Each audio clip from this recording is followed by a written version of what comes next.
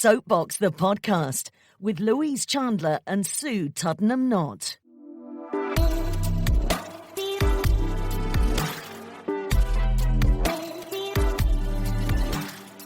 Welcome to Soapbox The Podcast, the space and place for ordinary people and extraordinary stories. I'm Lou. And I'm Sue. And we have come to the end of series 2. Sue, I can't believe it. We book guests in advance, all these incredible people that we meet and greet and we interview. And now we're at the end of series 2. Where does time go? I don't know. And it's been a really fun series to make. We've been in hotel rooms in different countries, recording from here, there and everywhere. And we've made it work. And it's been super fun to meet all these amazing people. So what we thought would be brilliant is if we do a recap, going back and looking at the guests that we've spoken to this series. Amanda Hamilton, CEO of a multinational business. Frankie Cohen, a fitness coach and personal trainer. Danny Icott, a filmmaker who owns 2 companies. Of course, we met Dr. Emmanuel, who is a stress management coach, and Hayley King, a champion for sickle cell disease. And we want to just kind of delve back in a little bit and recap on the conversations that we had with those wonderful people. But look, if you haven't caught up with us recently and listened in, Sue, what have you been up to? What's been happening? Well, I'm starting a new job, so I've been studying away for that and getting my head down and preparing for the training that I'm about to go through. So it's a bigger aircraft. It's a big Airbus, 4 engines. So that's all exciting. And I know you've been away recently, Lou. So let's have a catch up. Where have you been and what was it like? So I was in Italy, went near to Lake Garda. First anniversary, wedding anniversary for myself and George. We hired e-bikes, which were hilarious. I don't mind cycling, I really like it, but didn't expect to go on main roads with cement mixers and lorries blasting past us. So, you know when your hands are trembling and you're trying to you control yourself to make sure you don't fall off the bike and then fall into a ditch. But yeah, no, it was brilliant riding around those roads and taking in all the views, lots of pizza and pasta, and yeah, it feels good to be back. And actually, we should say congratulations because you've started a new job and I feel like you play it down because you're talking about Airbuses and stuff. But can we just remember that Sue flies planes? So you're talking about Airbuses and things like that. But, you know, this is a big achievement. You've got a new job where you're going to be off flying. Oh, thank you, Lou. I'm excited. It's going to be long haul, be a bit different. I'm going to China and other places. So, yeah, I'm really excited. I can't wait. Something different, bit of a change. And yeah, I'm really looking forward to it. I'm just laughing actually because the last time I did major cycling with Max, being a wife of somebody that is heavily in cycling, I just remember, you know, walking like John Wayne for a few days afterwards because my bum was so sore. That was me. That was me. That was me. It was just, oh gosh, it's a bit uncomfortable. Yeah, exactly. Those saddles are not built for everyone. That is true. But no, congratulations on your new job. And the only thing I have to say before we get on with the show is, have you got room for a stowaway for me to come to China? 100%. Always room for you, Lou. Always room. If in doubt, I can serve the drinks on board. So then let's get on with the show. Looking back at series 2 and all these wonderful guests and topics. Let's kick off with the first episode of series 2 that featured Amanda Hamilton. Now, Amanda spoke to us about her soapbox perspective to share her international business story as the CEO of her own multinational business. Now, if you're a lover of hot drinks, no doubt when you go to coffee shops or if you're in the supermarket, you might have come across a brand called Drink Me Chai. No word of a lie, I've got a canister of this in my cupboard at the moment. Big fan of chai lattes. And that is the company that Amanda launched. It was so lovely to chat to her. And she told us why she chose chai as a business idea. And she explained how her research into chai took her on a bit of an adventure around the world. Here she is. The tea idea came from the answer to what was happening in coffee. So the coffee bars were booming, but as I say, there was nothing the same as tea. Now, some might argue it's a more of a slower enjoyed beverage and less sexy than the coffee, but we ended up having 5 sites across Southeast London. It was a really good mobile business, but there was a bigger bigger plan, where else could I take this? The chai was really interesting. So I first had my cup of chai in a really trendy cafe in London, in Notting Hill. It was about the only place that I could find that served it, and I was just really intrigued. So it was just this, the spices hit you, the tea, the slight sweetness, and it was just something really different. So I did some research because I thought the product would be perfect to sell on the tea bars. I went to America first to see what was happening over there, and they're about 10-15 years ahead of us in terms of trends. And there were about 3 or 4 major chai brands that were really, doing well over there, both in powdered form, liquid, and tea bag. But then the real inspiration came from the trip to India, which is where you would get chai. They would offer chai to you in Indian household as we offer a cup of tea. And so I visited Mumbai, Kerala, Bangalore, and experienced, they have these tea, like chai wallahs that sell the chai, and all these sort of men, predominantly men, huddle around and drink the chai, and it's like their meeting place, and it symbols, companionship and warmth, and this chai is the heart of their culture. It was very, very sweet, really, really, really spicy, and it cost like a couple of rupees, so nothing. But the two ideas of the commercialization of what was happening in the States and the heritage of chai, my vision was to fuse the two together and bring something to the UK market that our consumers would enjoy the taste of. There you go, Amanda Hamilton, talking about something that's become so omnipresent, but how basically when it didn't exist, she decided to go out almost. Sue, to me, it was like she went on a quest to really understand the meaning of chai and what she could do to turn it into a lucrative business. She did. I love her homegrown story. Had a great corporate job for the BBC, and then on the back of a fag packet one day in a pub with her friend, decided to set up a tuk-tuk selling tea in a station in London, in Lewisham. And from that, created this massive multinational business. So I think what inspired me is the fact that she's testing the product on her customers, but making it in a kitchen, selling it out of bags to baristas and coffee shops, and then from that made this amazing business. And did her research as well. I want to make it for this market, the UK market, but I'm going to go backpacking around India with my sister, have a load of fun, try a load of chai, and merge my idea. I think it's a really inspirational story from literally a coffee tuk-tuk to multinational business. And What inspired you about her, Lou? I really enjoyed hearing how she built the business around working with her family. Yes. And because one of the questions we asked her was, when the business started to scale, how do you find the right people to join your vision and work for you and trust people with your business? And she talked about she used to get her daughter at shows handing out samples of the drink, which I found hilarious. But I really enjoyed hearing her grit, determination and commitment. And also she was very modest in her story, but do go back and listen to that episode with Amanda Hamilton, hear her soapbox perspective that basically shaped her whole business and entrepreneurial journey. Because she's modest with it, but it's certainly a really good insight into how you take a business idea and kind of scale it and continue from there. Soapbox the Podcast. Ordinary people, extraordinary stories. Like, follow and subscribe for future episodes. Up next, we met Frankie Cohen, who gave us some wellness advice. Frankie, how would you summarise Frankie? Personal trainer, fitness coach?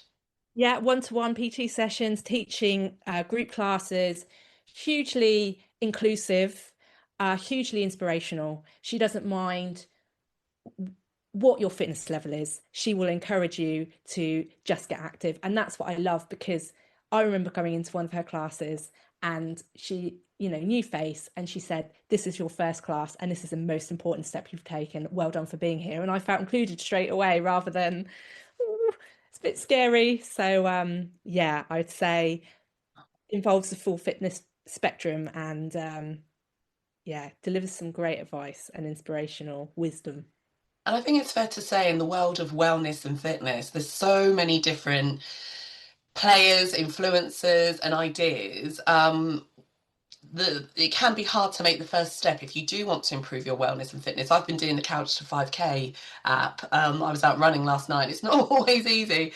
So when we did speak to Frankie, we wanted to know what's the advice that she would give to someone who is making that first step. And this is what she told us.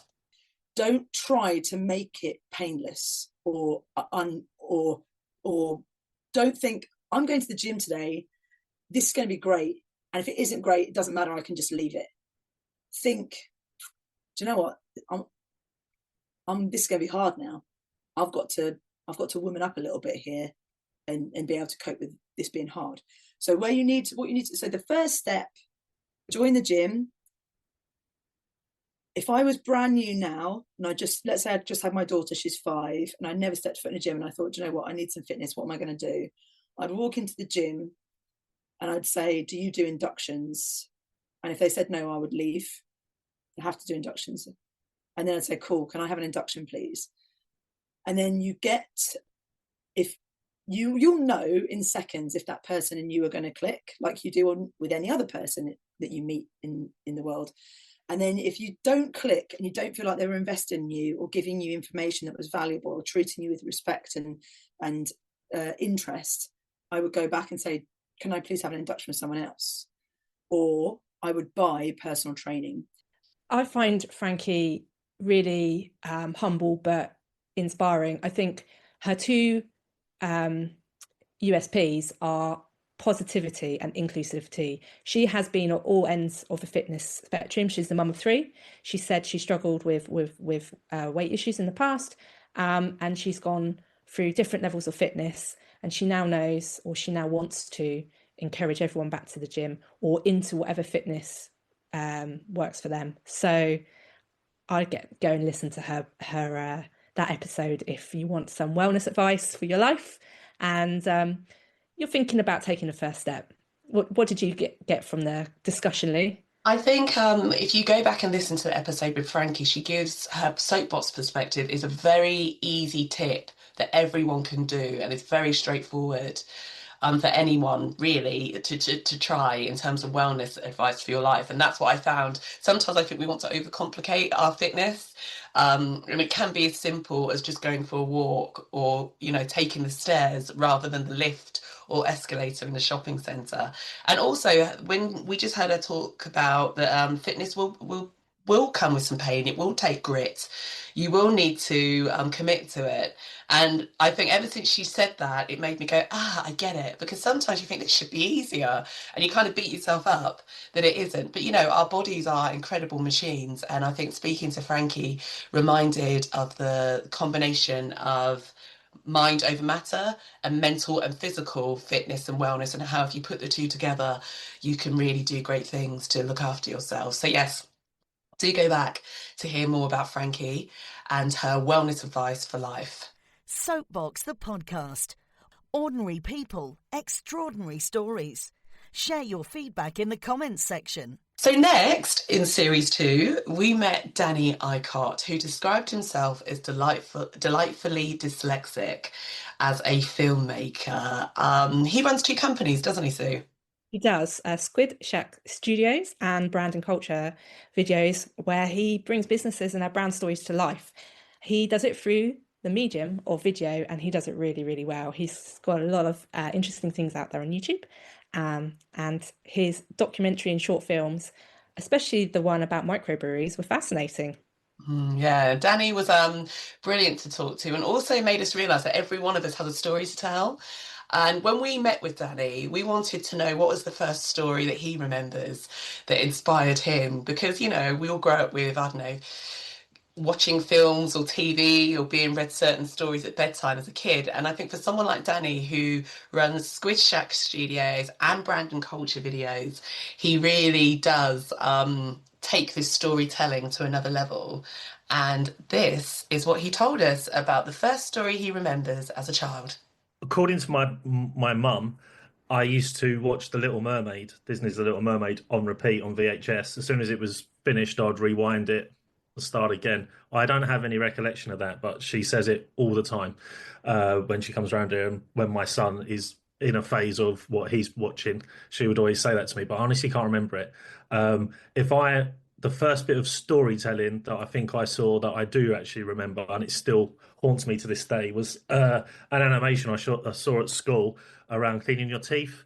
And the way they decided to tell the story of why it's good to clean your teeth was there was lots of little germs that had pickaxes, and they were basically chipping away at your teeth, and the only way you could get rid of them was to clean your teeth and brush them away. I was probably about 6 years old. So that is probably the one I can actually remember. But apparently I was watching The Little Mermaid long before that.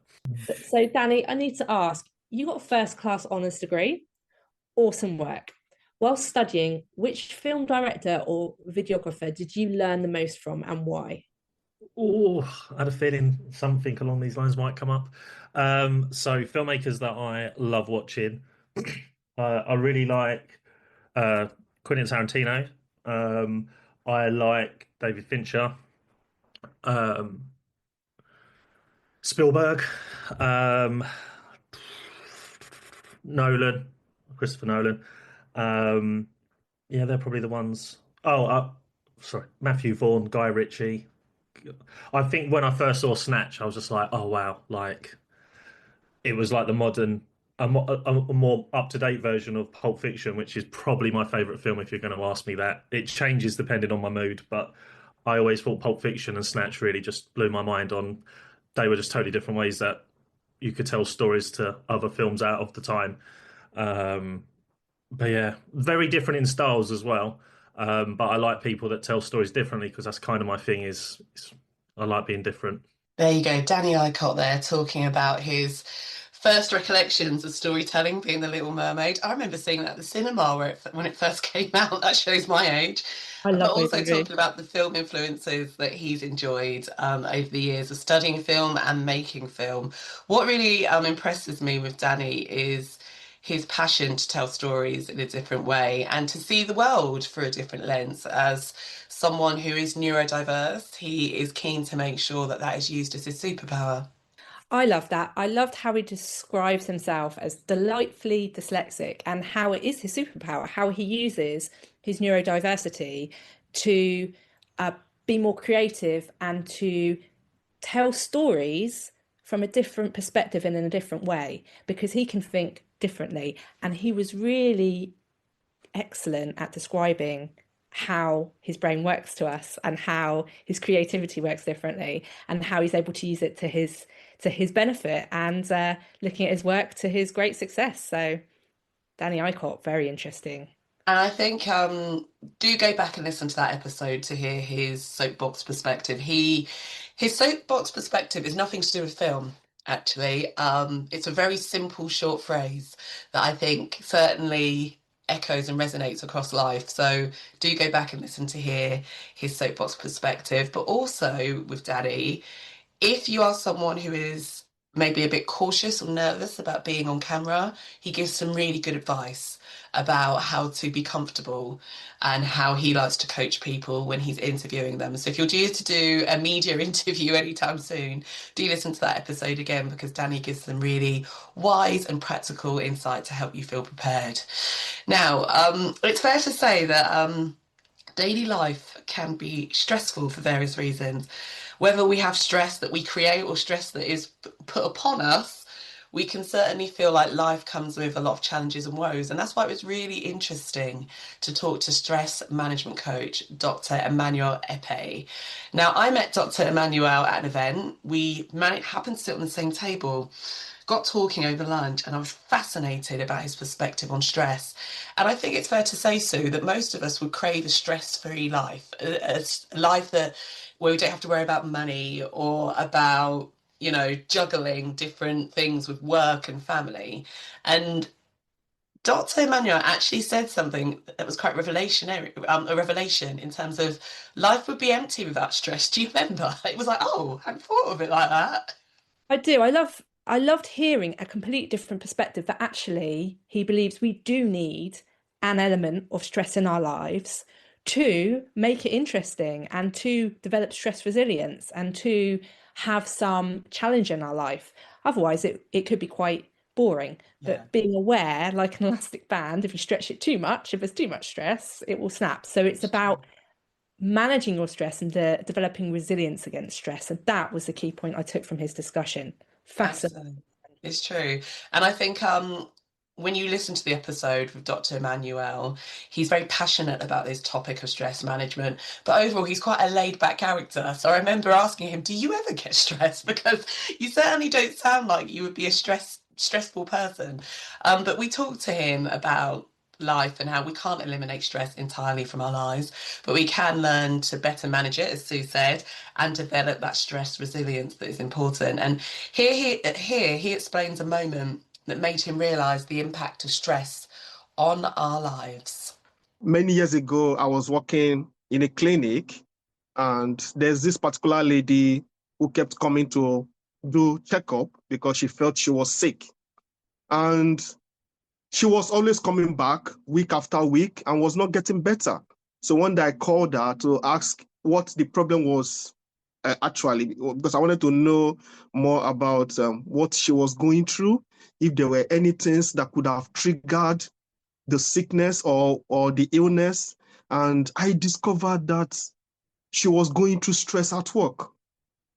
So she had issues with her boss, and they were threatening to lay her off, to sack her. So because of that, she was agitated, anxious, and that was basically what was the problem. And I spoke to her, encouraged her, told her that that wasn't the end of life, that you need to take care of yourself. And I discovered that she stopped coming. So I was curious. I wanted to find out, is there a link between stress and the way our body responds to issues or the body's physiology? And I discovered that stress actually reduces the immune system. So once you are under stress, your immune system becomes so low that you could come down with flu, could come down with all manner of diseases, to as much as cancer, just by being stressed. There's also stress ulcer. So stress is basically a phenomenon, a concept that a lot of people are not aware of, and is destroying their body. Dr. Emmanuel there, stress management coach that we spoke to this series. Wow, what an insight that was, talking to him about the impact of stress. And I have always felt that stress is one of those things that it creeps up on you. It can be something that really takes its toll, but there's no one way of resolving it, as Dr. Emmanuel told us, really. He talked to us about different types of stress, but there's lots of different ways to help us alleviate that and build that resilience. I think if you are suffering from stress and you want some tactics and techniques, this is a great episode to listen to, because Dr. Manuel talks about the different stress resilient techniques that you can use to develop some resilience. And he also discusses, which makes him sound very humble, but also suggests there's hope for us all. He said, I used to get really stressed and I had to learn these techniques. So some people are naturally more laid back than others. That's talked about in the episode. But he talks about how even the most stressed of us can develop tips, techniques, tricks, and work on developing our stress resilience. So maybe we can be as laid back as Dr. Emmanuel. Listen to the other conversations with ordinary people and extraordinary stories, wherever you get your podcasts from. So, final guest for Series 2 was Hayley King, a really passionate champion for sickle cell disease and founder of the charity Sienna's Smile, which is all about raising awareness. Now, what I found quite interesting is when someone sets up a charity, it's all about the cause, the mission, raising awareness, raising funds. But also when you're a leader and figurehead of a charity, you're human. You're trying to juggle the demands of a charity and all that comes with it. You're trying to juggle life in general. And for someone like Hayley, who's also a mother not just to her daughter Sienna, who has sickle cell, but also to two other kids as well. There's a lot going on there, and we were really keen to find out in this episode from Hayley King, the founder of Sienna's Smile Sickle Cell Awareness Charity, about her role as a leader and figurehead, and how do you keep yourself going and motivate yourself to look after your own health, and what are the experiences that motivate her to go on this course to tell more people about sickle cell. I have only recently, probably within the last few months, realised that actually sometimes offering the amount of support that I offer personally can sometimes take a toll on your own health. And so I was recently diagnosed with endometriosis in 2021 or 2, can't remember. But I ended up having a few surgeries, and I now can identify that stress is my own biggest trigger. And so I have had to reduce some of the support that we offer, just to make sure that I am looking after my own health. So I think physical health, I now know that I have to pace myself a little bit better and not be on the go 24 hours a day, as I usually was. But from mental health perspective, I feel like I was always able to kind of put a bubble around and step away when I needed to. But sometimes it's so difficult because I see Sienna in the children that we support. I see myself in the parents that we support. And so sometimes it is a bit too close to home to be able to kind of put that barrier. I think as well is I'm kind of torn with social media. It's like a love-hate relationship. But I love the fact that we get to see how people are sharing their experiences more openly now. But every time I go on social media, I see another example of how badly people are being treated in hospital. People not being given adequate pain relief. People actually leaving the hospital and getting a taxi to a different one because they're being treated poorly, derogatory comments being made in front of them. It's just really hard to see that people are having to fight for equal care when they go to the hospital. And when a time when you're extremely vulnerable, you're in excruciating pain, it could be 3:00 in the morning, you're tired, and then you're actually having to advocate for yourself for care and treatment that you should be getting anyway. Hayley King and Sienna's Smile, what a fantastic charity. She has won so many awards and has created this fantastic charity that does so much for sickle cell, for the sufferers and their families. And if you want to hear more about that and what they offer, please listen to this episode. But it is also refreshing to hear how, as founder of this charity, she has struggled, how the toll it's taken on her, and that she's putting herself first and her health first too. An amazing woman, an amazing person. She's done so much. And I think what's quite interesting is I've known and watched Hayley's journey over the years with her charity as the founder, and I would never think that she has scaled back any of the support, like you just heard her say, because she is relentlessly campaigning for sickle cell. Her daughter was just diagnosed with the condition when she was about 5 years old. Sienna is now a teenager who's just sat her exams. So, it's a good 10, 15 years of having to push and plug and speak out.